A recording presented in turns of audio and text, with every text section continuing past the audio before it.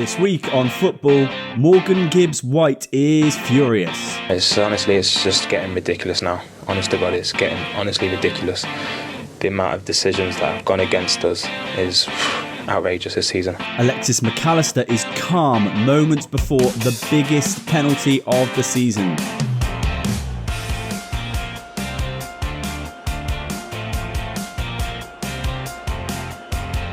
Alfie May entertains the Charlton fans.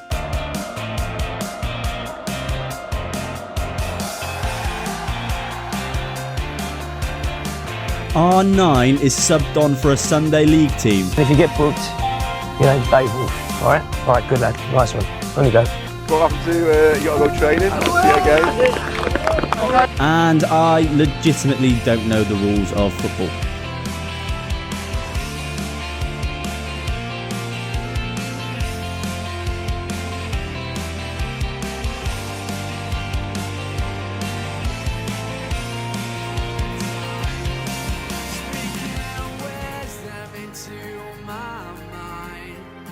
Tell me stories of all that are great.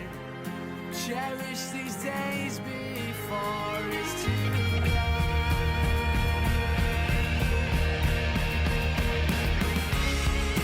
If you could turn around yourself.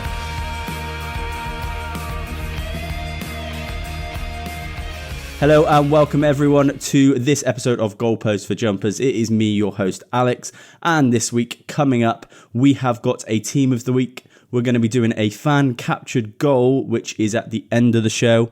I'll be doing my weekend treble, but first, why don't we talk about probably the most pressing matter in football right now?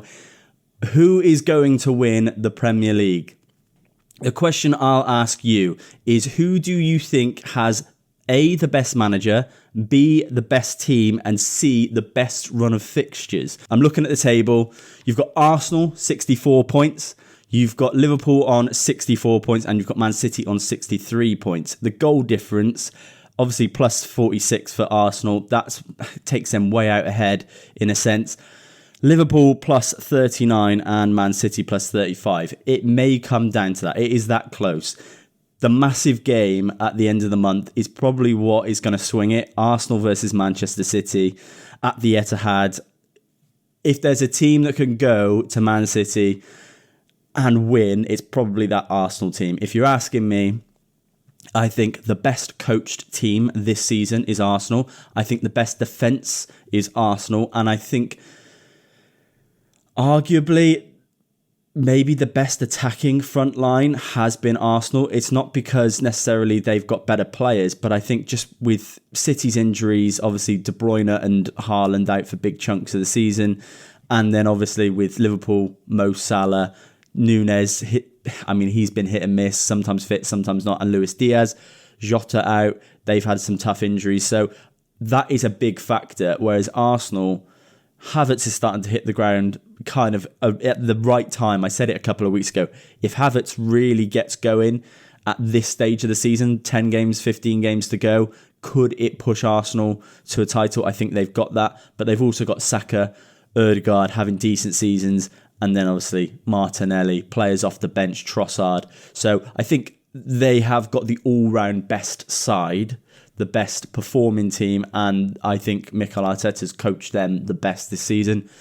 But the thing that everyone can see is City are just undeniable. They don't go away. They're at you, and if your mentality's not right, then obviously they'll go and win the league, and we saw that last season. Liverpool, Jurgen Klopp is doing an unbelievable job. You've got to give credit to what he's doing there, but I just feel like Liverpool outside of Anfield can be beaten.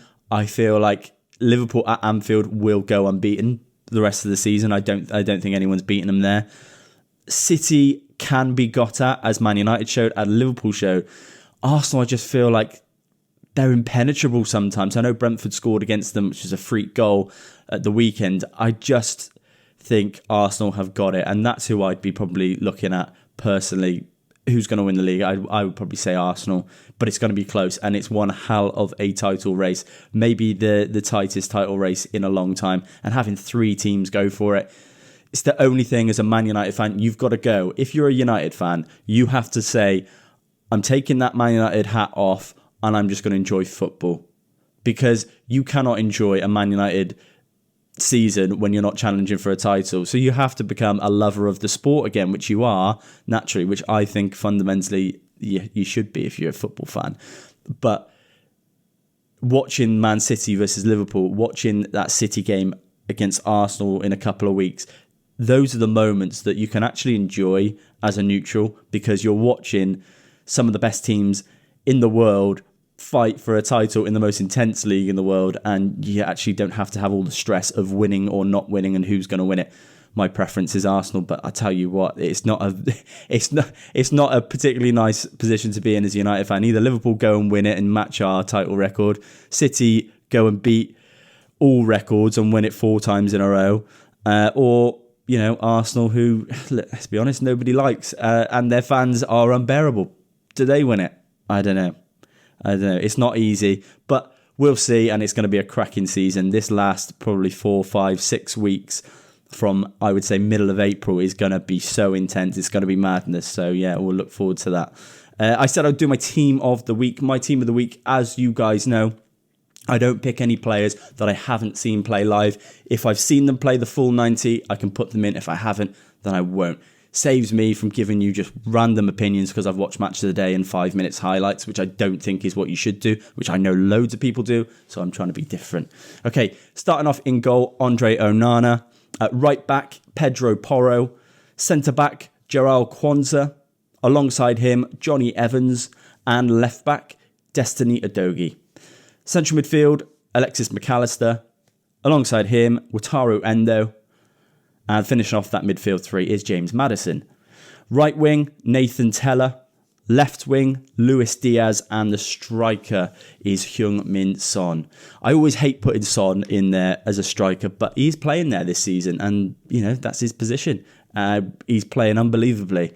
One of his better seasons, funnily enough, and it's playing in a completely new position. I think Tottenham, if they hadn't lost Son during that kind of Asia Cup, and if they'd have maybe kept Romero on the pitch and Bentancur fit, I think there would have been a chance that they would have been up there challenging for those titles. Son, now he's back. I think that'll see Tottenham through to the top 4. I don't think there'll be any problems. United aren't going to challenge. And I think Villa, that result at the weekend's put them away as well. At least just mentally, because to get beat 4-0 at home and look, John McGinn got sent off and finished the game, but it was 2-0 and Tottenham were dominating. They're just the better side of the two. The season's been unbelievable, and for them to be even just in contention is top draw. But I think the strength of what Ange has built in that Tottenham setup, which had just lost their best player, but they've strengthened in so many areas. Van der Ven, Porro's come through this season, and obviously in midfield, Pat Matasar had a really good game, by the way, at the weekend, and Son playing through the middle was brilliant. I actually really like the signing of Timo Werner. I put him in my team of the week a couple of weeks ago. He did score at the weekend. I nearly put Brennan Johnson in because I think he's had an upturn in form. One of the most wasteful players in the Premier League up until probably about 3 weeks ago. But yeah, I've put Pedro Porro in there at right back because I thought without him, they miss so much, just attacking threat and pinning the opposition team's fullbacks. Villa like to get forward quite a lot. They like to sit quite high. And Pedro Porro, knowing that they've got that overlap, Kulusevski, quick players that aren't afraid to jump out and then come back, really pinned that Villa team back, and they struggled all game with that. Thought he was really important. Joao Kwanzaa, by the way, 21-year-old, to step up in the game of that magnitude and put that performance in. Thought he was brilliant. Him and Van Dijk were great. Johnny Evans, unbelievable. He should not be playing at Man United, but every time he does, as long as it's a low block or we're sitting a little bit deeper, which we did against Everton, which we did against City, he has great games because he's a solid defender, decent on the ball, wins everything in the air.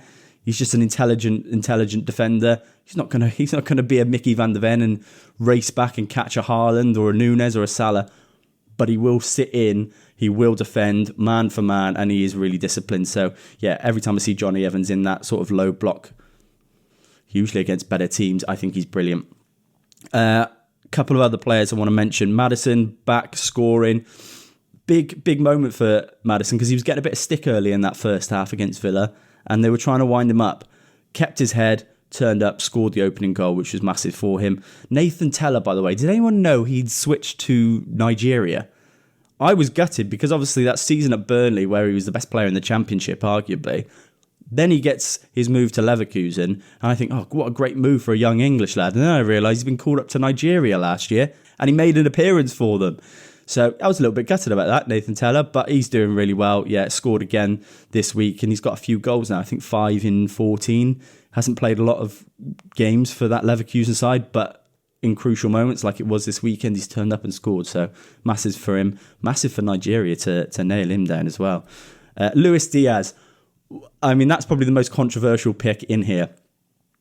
A lot of people will go away from that game and think Luis Diaz had a shocker. He had a terrible game. He cost Liverpool the game.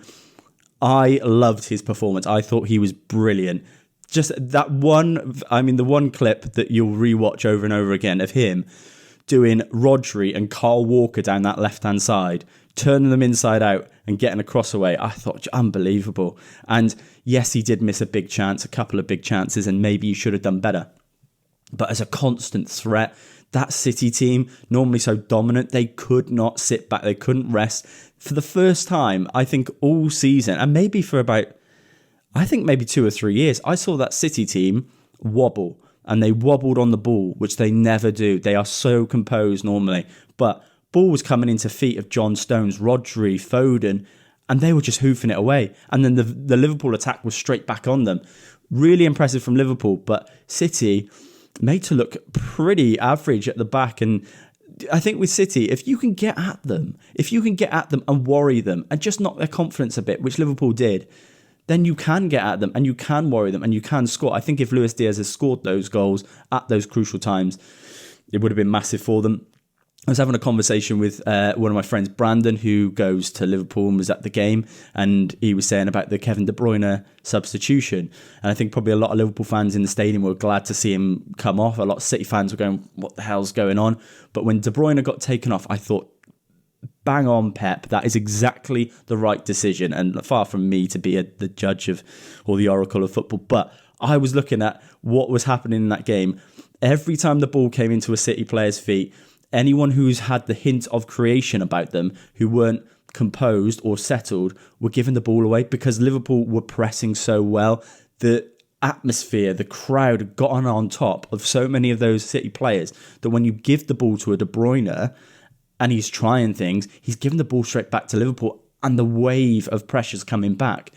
When he took him off, Kovacic in there, sat there, might have been a boring decision, but he could feel, Pep Guardiola could feel that tie was turning. Liverpool were on top, and if they'd have scored, they'd gone on probably to win that game. I think it was more important for City not to lose that game in that moment than to go on and try and win it. And taking De Bruyne off, putting Kovacic on, I thought was just a bang on decision and needed to happen. I haven't seen any of the pundits say anything yet. I haven't heard what they're going to say on Monday Night Football, but I think that's my opinion. I think they made the right decision. And Guardiola to spot that, get someone in to sit, keep the ball, do what City do so well and keep the ball, take a De Bruyne out there, because that is a really attacking threat. De Bruyne is naturally so creative. You're not going to take that out of him. Kovacic to sit in there, to break up play, win the ball back, but also keep the ball, I thought was a brilliant decision. But yes, back on that game, Luis Diaz, I thought he was absolutely brilliant all game. Loved watching him play, and yeah, had to go in there. On another day, he'd have scored 2 or 3. So yeah, you can't fault him. I mean, I'm most definitely not a Liverpool fan, and as a United fan, I'm gonna say this, and it's gonna hurt me, but I'm gonna be objective. Where the hell has Wataru Endo come from? Just chilling in Japan for like 10 years, goes to Stuttgart for 3 or 4 years during the peak of his career, and then Jurgen Klopp drafts him in the most intense league, the most physical league, the most intense title race in probably the league's history, and goes, yeah, you're going to sit in midfield at 31 years old, and you're going to be basically the equivalent to what Rodri is for City, what Rice is for Arsenal. And let's be honest, it's a backup. He didn't want him. He wanted Caicedo. But somehow he's managed to bring in a player at 31 years old who's been chilling in Japan, in Germany, at Stuttgart of all teams as well. And what a player. He's actually on the same level as, for me, Rodri has been for City this season. I'm not saying that he's a better player, but what a season Endo's having. I thought in that game at the weekend, he was unflappable. Every time the ball came in, he's composed. He uses the ball well. He gets back. He intercepts. He could tackle. He's just a smart footballer. So when I watched him come in, I'll be honest, at the start of the season, I thought that's Liverpool's title race done. I'm not having Liverpool win a title with a midfield of McAllister, Endo, and at the time was Curtis Jones. Well, Curtis Jones has been very good this season. McAllister's stepped up, I think, this season as well, done really well. But the biggest surprise of all, Endo's probably been the best player. So credit to Jurgen Klopp, and as much as it hurts as a United fan, I think they've got a hell of a player, and it's a hell of a signing, and it is just so reminiscent of what Ferguson would do. To get that level of performance out of a player, a Ji-Sung Park, a Darren Fletcher, and Endo's a classic example of that. If they don't go on to win the league title, and say City do, or Arsenal finish above them, and Endo maybe goes in a year or so, and people will forget about him. But for this part of the season, up until now, what a player, what a signing he's been. So yeah, really impressed with him. Talking, by the way, of Declan Rice and Rodri and all of this, I wanted to bring up something I noticed on Twitter this week, and it's absolutely despicable. It's something that actually made me really mad, and it's not from Declan Rice himself, but anyone who's on Twitter, we've all seen this, right? There's a few girls that knock about in a football shirt of choice, whoever's fans they want to target, selling their individual platforms, shall we say. There was a picture that surfaced this week of Declan Rice with his girlfriend, and all the Twitter trolls had jumped on and, remarks about her looks and stuff like that, and saying they can't believe Declan Rice, who he is, he's with this girl. Just absolutely disgusting opinions anyway. Stuff that would make you mad, and it drives me nuts, because who are you to judge who Declan Rice ends up with and who he chooses to be with? Because at the end of the day, it ain't your girlfriend, it's his girlfriend. And it turns out he's been with her since childhood. They were young, grew up together before Declan Rice found his fame, and now she's stuck with him, stuck by him, he's stuck by her, and they've built a life together. And then you've got these little Twitter trolls, obviously behind the little football player Avi's, not even their own face on there, calling out and saying disgusting things. But even worse than that, I saw this girl,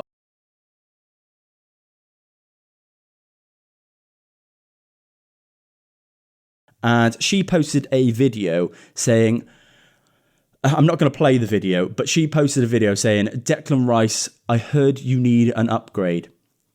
The audacity of a girl who is doing what she's doing and thinking that she is the upgrade in that situation. It's a horrible thing to say. It's a horrible thing to go at. And especially when she's jumping on the bandwagon, knowing that, Declan Rice's girlfriend's not going to miss that. You don't miss anything these days. But it's what an advert for social media that is. Get your kids off social media, because that is just a drop in the ocean of half of the most despicable stuff you see on there. And this girl should be absolutely ashamed of herself. Go and see it, because it is a disgrace. And whether it's her idea of promotion, to do it to the detriment of someone else, and it's particularly when it's in terms of their mental health, because this girl, she's done nothing wrong. She's just been sat there supporting her boyfriend, who ends up being a famous footballer, and now she's got to deal with all of you lot giving her shit because she's not what you picture a footballer to be with. She's not looking like a wag, like a normal wife or girlfriend of a footballer. Disgusting. And I thought that had to be pointed out, and hopefully plenty of people on Twitter will call her out on that.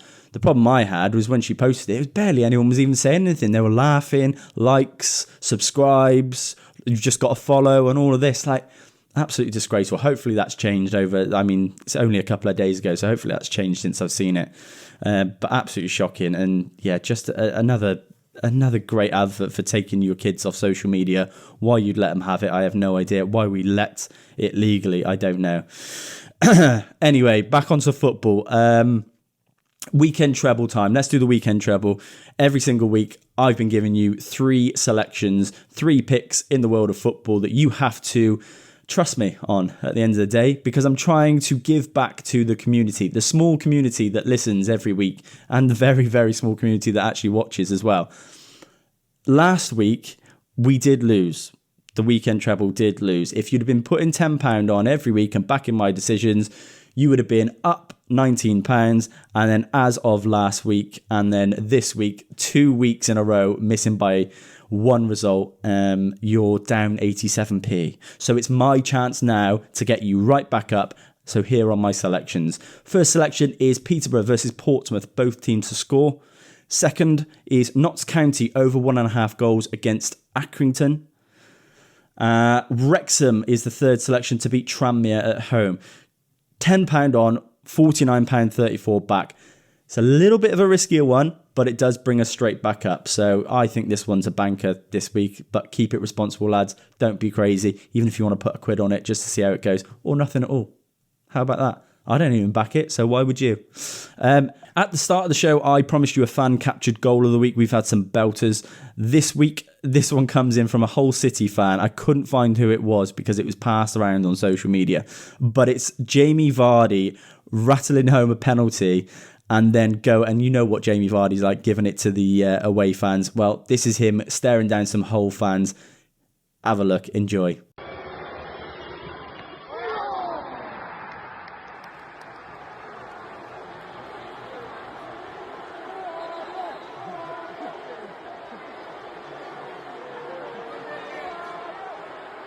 I love that. I don't know why I love it, but I absolutely love a little bit of shithousery in football. Jamie Vardy is the king of it. And do you know who I actually love? Do you know who I really love? Neil Maupay. And that is probably an unpopular decision, but football has gotten too nicey-nicey. All of this in the tunnel where they're high-fiving, saying hello to each other because they're England teammates, or we used to play together at Peterborough, or we used to play together at Hull. None of that. Just pure... just nastiness, needle. And it's in sport, there's nothing wrong with that. Outside of it, don't get me wrong, be nice to each other. But inside it, on the pitch, any little marginal gains you can get. Look, Neil Maupay's not the greatest striker of all time, but he doesn't have to get under people's skin. And in the big games, in the big moments, that can have an effect. I love what he did to Maddison, and I love James Maddison, by the way. But I love what he did to Maddison with the celebration. I love the way he winds every single person up on the pitch every single time. He's coming out saying about celebrations. He does interviews where he doesn't hold back.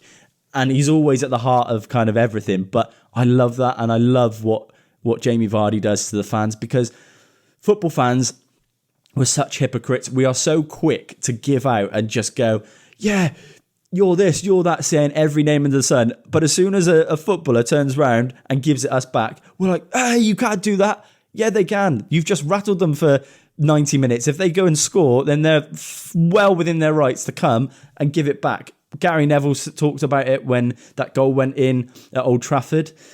You remember the celebration where he's grabbing the badge and kissing the badge in front of the Liverpool fans? Well, he's just had dog's abuse for 90 minutes and then they go and win in the last minute or one of the last minutes of the game. Why not? It's part of it. And as a football fan, grow up, get over it, move on, and enjoy it. It's part of it. But Neil Maupay, yeah, absolutely love that. And Jamie Vardy, absolute class. Right, guys, thanks for tuning in this week. I am going to leave you this week with a little quiz question.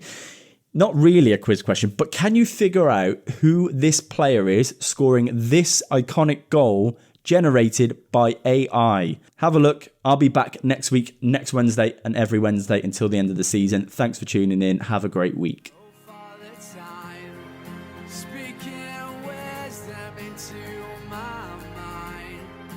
Tell me stories of all that are great.